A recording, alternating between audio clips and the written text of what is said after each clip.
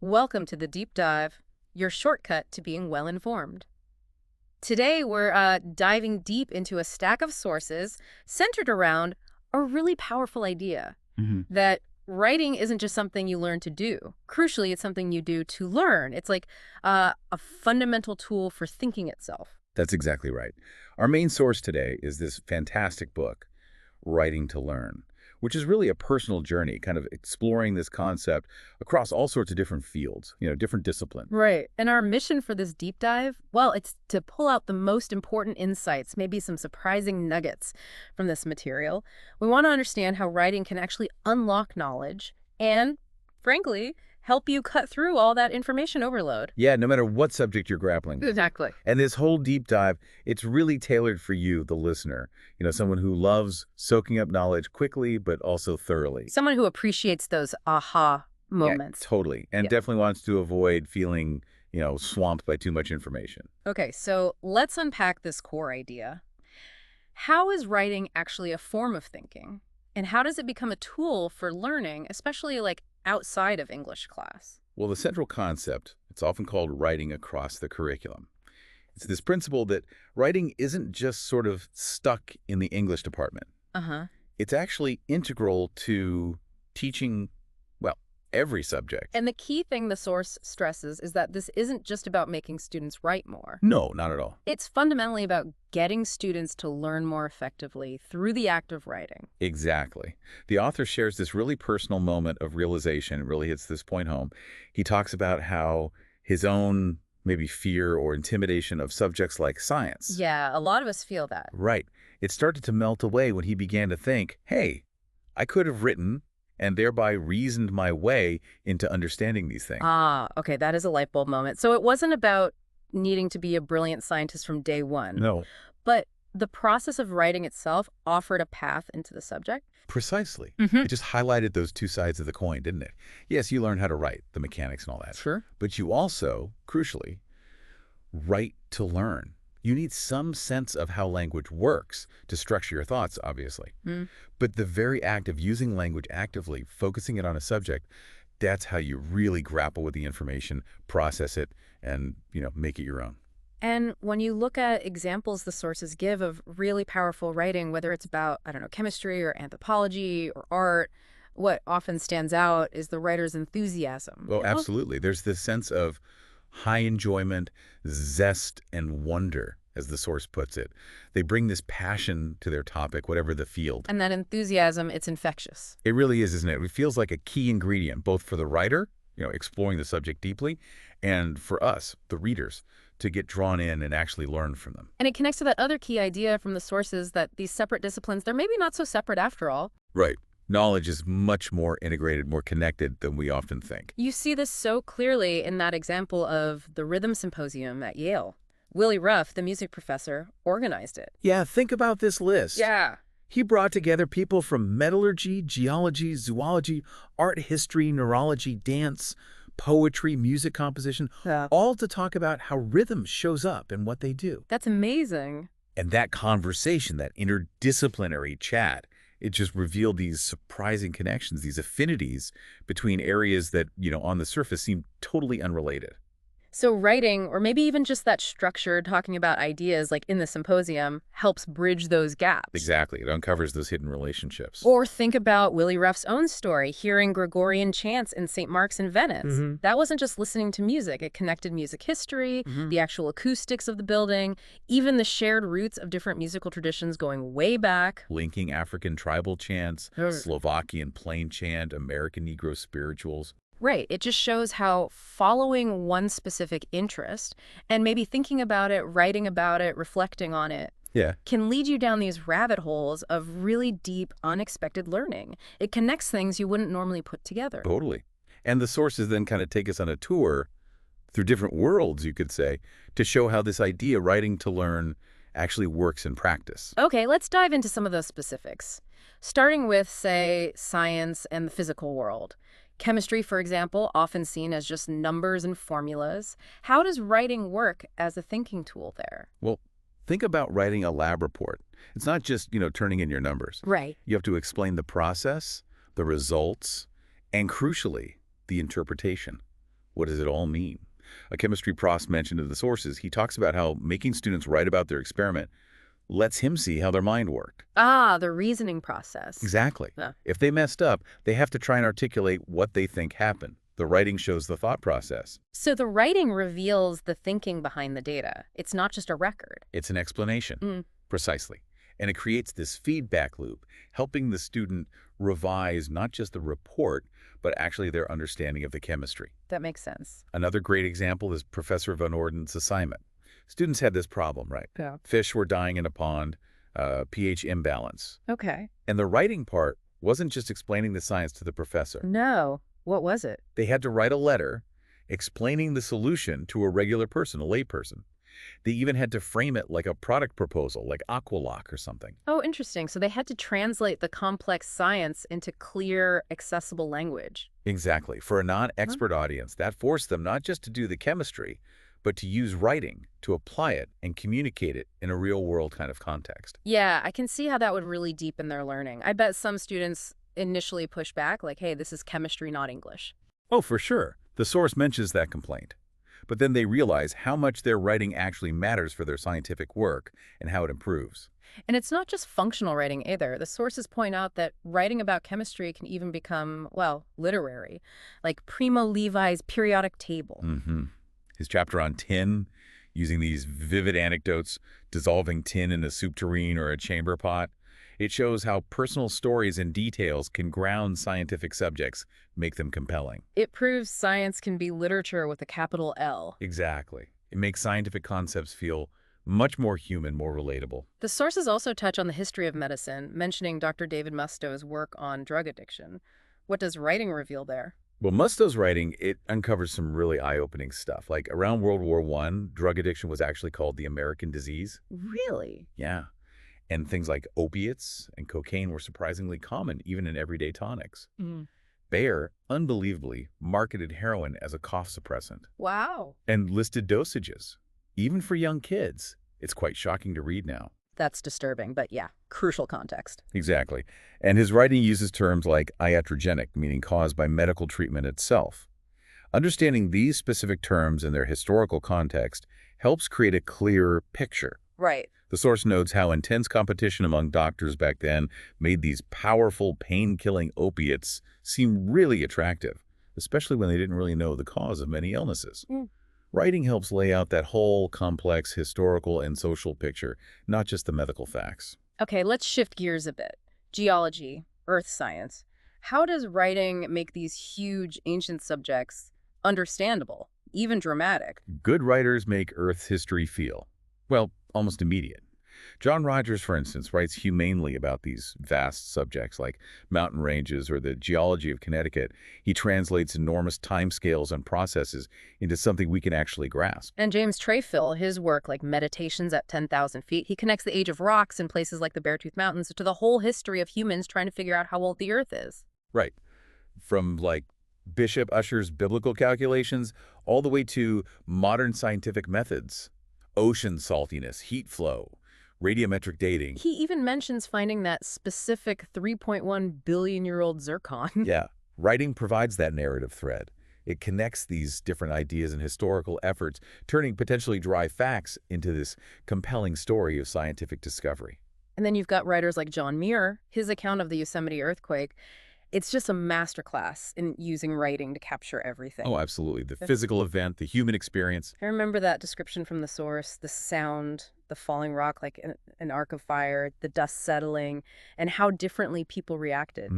Indigenous people fearing spirits, Yeah. settlers thinking about running for it. Yeah. That paragraph is just packed with precise observation, sensory detail. Writing forces you to see it clearly and then translate that into language so someone else can experience it too. It's not just facts. It's the feeling, the scale of it all. You see that precision in Aldo Leopold too, right? Using striking language even in conservation writing, describing cheatgrass on overgrazed hills as ecological face powder. It's such a vivid metaphor, isn't it? Captured through writing, it instantly conveys this complex ecological thing. The topsoil's gone, leaving the superficial invasive grass. It makes the problem tangible, memorable. And even explaining something technical like an earth slide benefits from good writing. That description of the muddy creek slide in Colorado. Yeah, giving specific details, 140 million cubic yards moving 200 feet, closing a highway, and then describing the forces inside the slide and how they show up on the surface. Writing organizes all that information and makes the complex mechanics understandable. Shifting again to the ocean world, Rachel Carson is another amazing example. Her writing makes the deep sea, a place most of us will never go, feel real, accessible. Describing it as, what, an unending night, a place of hunger, shelterless, where change happens incredibly slowly. Her language just evokes that environment. Right. Or Archie Carr writing about the sea turtle. His writing is so precise about their biology and behavior. Mm-hmm. Those incredible migrations. Still a mystery to science. Yeah. The nesting process, where the female is just so focused she barely reacts to anything. Dogs, people. Laying hundreds of eggs as a survival numbers game. Exactly. And then that perilous dash of the tiny hatchlings towards the sea. It's all grounded in scientific fact, but it has such charm, such emotional pull. You learn the facts, but you also get the sense of wonder. You appreciate the mysteries that are still there. That's it, exactly. The writing captures both the known and the unknown. The sources also mention J. Henri Fabre writing about insects, bringing drama to their world, the villainy of the glowworm, the fixed routes of ants, and even an ornithologist explaining something technical like bird flight evolution. They could use a term like patagium, but good writing means defining it clearly so the reader can follow along. Moving even further out, physics. The study of fundamental reality. The sources talk about telescopes on mountaintops, gathering light from distant objects. How does writing fit in? Well, the crucial point isn't just gathering the light. That's only step one. Right. Making sense of it needs really sophisticated analysis, and the whole process is often hampered by noise, light pollution, atmospheric distortion, all that stuff. Hubble's incredible discoveries, they depended not just on the telescope, but on dealing with what the source calls the grubby details of instrumentation. And that involves documentation, analysis, explaining how you filtered the noise. Writing is part of extracting that signal. That links to another really interesting idea they bring up, that nature isn't just matter and energy, it's also information. Yeah, this is a concept that mathematicians and engineers define precisely, but writing helped make it fascinating for the rest of us, for non-scientists. It's seen as this active agent that gives shape and pattern to things. Like genes instructing cells. Or radio signals guiding vehicles, or even the codes determining human thought. The source suggests we need a theory of information for a truly complete picture of the world. And writing helps us grapple with how information works in all these different systems. And speaking of signal and noise, order and disorder, the source even connects the challenges of writing to physics. Murphy's law applies to sentences. Apparently so. And the second law of thermodynamics, entropy, the tendency towards disorder, it's presented as this fundamental chaos that writers are constantly fighting against. Okay, I can see that. Think about a messy first draft. It's Yeah. high entropy, right? Full of ambiguity, redundancy, vague bits, clutter, maybe jargon. Okay, yeah, my first drafts definitely feel like a battle against entropy. Right. Writing, and especially the rewriting, the revising, that's the energy you put in to reduce that noise, to bring order, clarity, precision to your thoughts, just like a physicist tries to find the underlying order in the universe. But complex physics can be made clear through writing. Richard Feynman, Nobel Prize winner, is mentioned as this giant in his field who could also write incredibly accessibly and entertainingly. Absolutely. And Einstein himself, in his introduction to relativity, he doesn't start with crazy equations. He starts by questioning something basic, like Euclid's geometry. Right. And he explains concepts like axioms and measurement, using relatable examples like finding your way around Trafalgar Square in London. His writing follows this clear step-by-step thought process. It shows that even the most complex physics can be made understandable through careful, clear writing. So writing is essential for understanding the physical world, but also crucially for understanding people and cultures. How do anthropologists use writing as a tool for thinking? Well, anthropologists aim for what the source calls an austere objectivity, using writing to describe cultures without jumping to conclusions or using slippery language. Margaret Mead, for instance, carefully described the Manus people's ideas about spirits, which are quite abstract. And Clifford Geertz's famous essay on the Balinese cockfight, Deep Play. That's cited as a key example of finding deep human meaning in small sets of relationships. Local knowledge, she called it. Yes, and the story of him getting caught, or almost caught, in that police raid on the cockfight. That's crucial. That chaotic, frankly scary experience became a turning point. How did writing help him make sense of that? By forcing him to go beyond just telling the story of what happened. As he tried to describe it all on paper, the interactions, the emotions, the complex rules of the fight itself, the dynamics during the raid, the underlying patterns started to emerge. Ah, so the writing helped him see the deeper cultural meaning. Exactly. The cockfight as a status battle, an emotional outlet, a kind of philosophical drama, what he called local knowledge. Writing provided the structure to analyze all that chaotic input and turn it into profound insight. Getting caught, realizing to be teased is to be accepted, and then writing about it gave him that immediate inside view grasp of the village mentality. That makes total sense. Writing forces you to figure out the why, not just the what. Precisely. And similarly, Edward T. Hall's work on the hidden dimension, personal space, that bubble we all carry around, his anecdote about the Arab man crowding him in a hotel lobby, that led to a key realization. Right. He felt uncomfortable based on his own cultural norms about space. Exactly. But by reflecting on it, writing about the encounter, Hall realized the man's behavior, the shoving, pinching, jockeying for position, wasn't necessarily aggressive by their standards.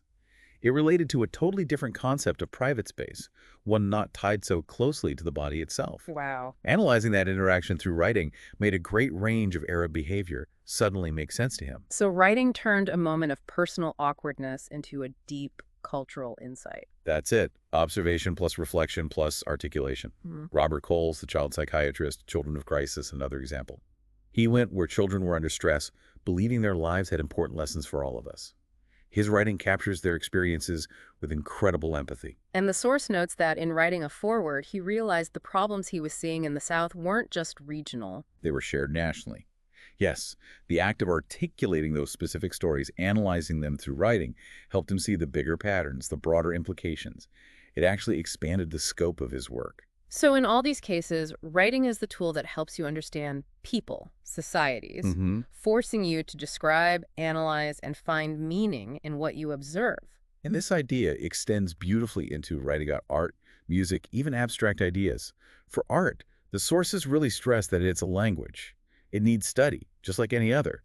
Good art writing doesn't just describe what a painting looks like. It teaches you how to look, and it gives you the necessary information to interpret what you're seeing. George Nelson, the designer, is mentioned as someone who presents visual ideas with clarity, humanity, even humor. Yeah, his writing helps you appreciate art intellectually, not just, oh, that looks nice. The source uses his sentence about a cat looking at a king to show how a writer can land a point surprisingly at the end, reminding you that you need context information to understand art.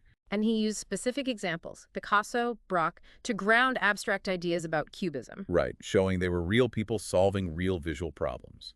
John Russell, the art critic, is also praised. His style is called consistently graceful. He wears his knowledge lightly, like a teacher sharing a passion. That opening passage they mention about how new art makes us new. Yeah, creating this sense of shared energy, comparing it to the impact of Dante or Bach.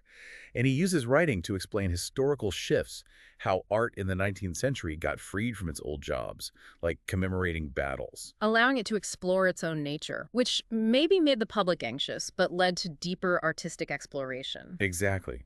His writing clarifies that context, making modern art seem less intimidating. Even museum labels. A. Hyatt Mayer apparently made them engaging, sharing info about artists like Toulouse-Lautrec with a sense of wonder. And Ansel Adams on photography, he insisted his meticulous technique wasn't just about technical perfection. It was necessary to describe his subject, to capture the specific quality of light at a specific moment. Writing helps explain that link between technique and vision. Aldous Huxley's The Art of Seeing brings in another angle, how what we perceive isn't the same as the raw sensory input. Right, we see a stable world, but our eyes just get dancing points of light. Perception depends hugely on memory and imagination. It's a coding process happening before we're even consciously aware of it. The example was the white handkerchief in shade versus coal in sunshine. Yes. Objectively, the handkerchief might be darker, but our brain processes it as brighter because it applies context, memory, expectation. So writing helps us explore that internal interpretation. Exactly. Understanding the connotation in what we see, the layers of meaning. The sources even connect this to typography, arguing that people who care about ideas should also care about the clothes which words wear. The visual form matters. Okay, shifting to music. How does writing help us grasp something so experiential, so abstract like sound and harmony? Well, writing can capture both the feeling, the experience, and the structure of music. Alec Wilder's American Popular Song is held up as a model for writing about passion, deeply personal, confident, maybe even prejudiced, but focused on celebrating excellence. The author's own story about learning music from Editha Messer is a great example, too. He struggled with reading music. Until she taught him chords.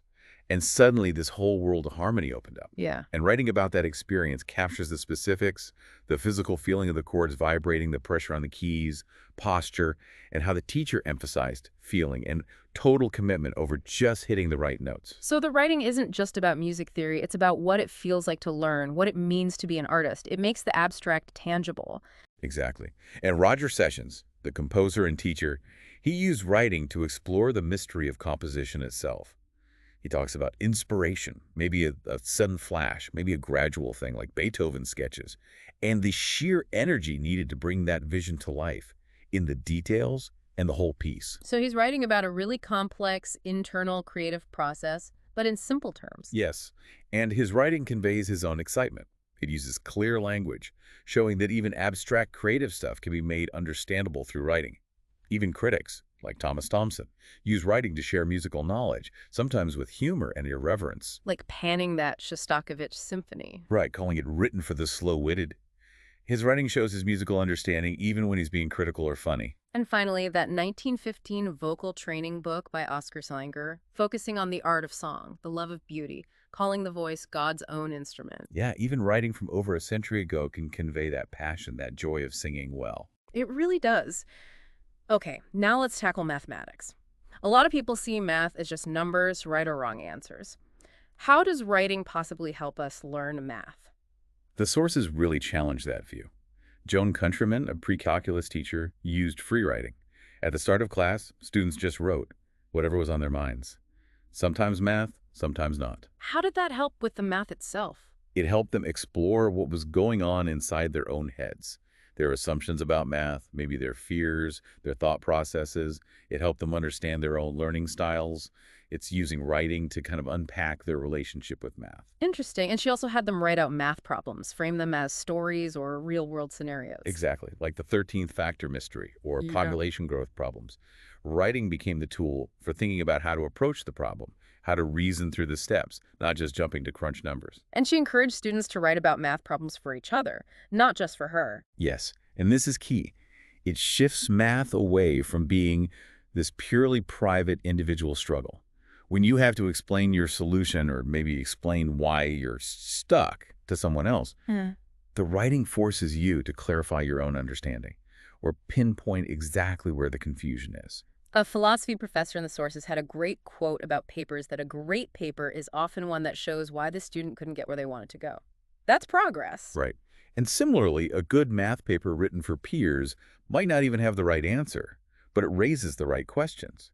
It teaches the class something about the problem itself, or different ways to think about it. Poor papers often show the student just had nowhere to start. The writing makes that lack of clear thinking visible. It sounds like the resistance from some math teachers that it's too much work idea Yeah. comes from seeing writing as this extra thing, an add-on. When the source is arguing, it's actually a fundamental way of teaching and learning math itself. Absolutely.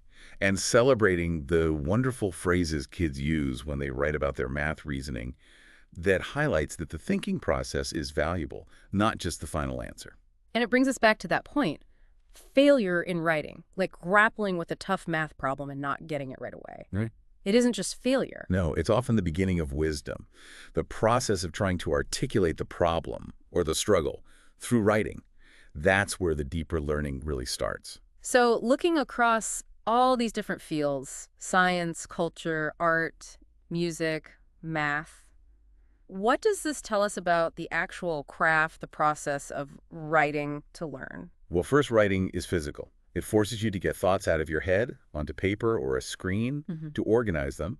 And it constantly makes you ask, wait, am I saying what I actually mean here? And the answer is often no. Right. Which, as the sources point out, is incredibly useful information. It's a feedback loop for your own thinking. And getting to clarity, it isn't usually one step. It takes repeated effort, writing, rewriting, cutting things out, shaping it. It's about battling that entropy we talked about earlier. Right, the tendency towards disorder, ambiguity, clutter, all that noise. Exactly. And the goal isn't always fancy language, it's clarity, like that E.B. White quote, "Be obscure clearly, be wild of tongue in a way we can understand." Even complex subjects need clear writing. And the sources really push the power of specific details. Yes. George Nelson on specific cubist painters, Archie Carr on the exact number of turtle eggs, or the specific things the turtle ignores, Muir describing the falling rock. Details ground the writing, make it vivid, understandable. They also highlight active verbs and simple nouns. Active verbs move the sentence forward, let you visualize things. Simple Anglo-Saxon nouns like house, chair, earth, they make instant contact with the reader, feel more direct than abstract, Latin-based concept words. And this all reinforces that idea that writing is not divisible. Right. It's an organic compound language and subject matter woven together. You can't really fix the writing in a biology paper if you don't get the biology. Lewis Thomas writes well about cells because he is a cell biologist, using writing to explore and share what he knows. And finally, the sources touch on something important but maybe overlooked. Self-esteem in writing. It can feel vulnerable putting your thoughts out there. It really can. Yeah. Because you're putting part of your thinking process up for potential judgment. Yeah. But the goal isn't necessarily just getting praise. The sources suggest real self-esteem in this context comes from the process itself. Yeah. The accomplishment of wrestling with an idea, reasoning it through, and making it clear first to yourself, then maybe to others. So it's the internal achievement of clear thinking that builds confidence. Exactly. Like a plumber methodically checking the joints, making sure the system works. It's about the integrity of the work. So wrapping this all up, what does this incredible deep dive into these sources really mean for you, the listener? Well, it shows that writing is this amazingly powerful, versatile tool.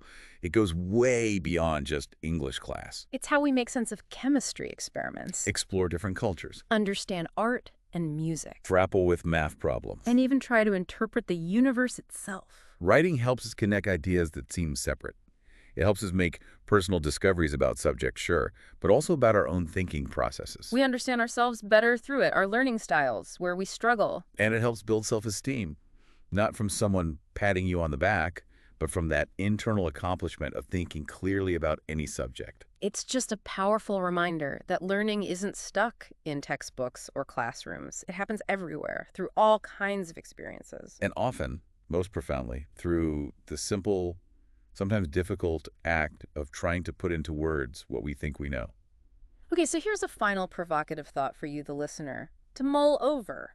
If knowledge is most valuable when it's really understood and you can apply it, and writing is arguably one of the best ways to truly understand and organize your thoughts about any subject, what are you learning right now? Could be anything. Yeah, about your job, a hobby, a complex situation, anything at all that might become profoundly clearer, more solid, more useful if you just tried writing about it.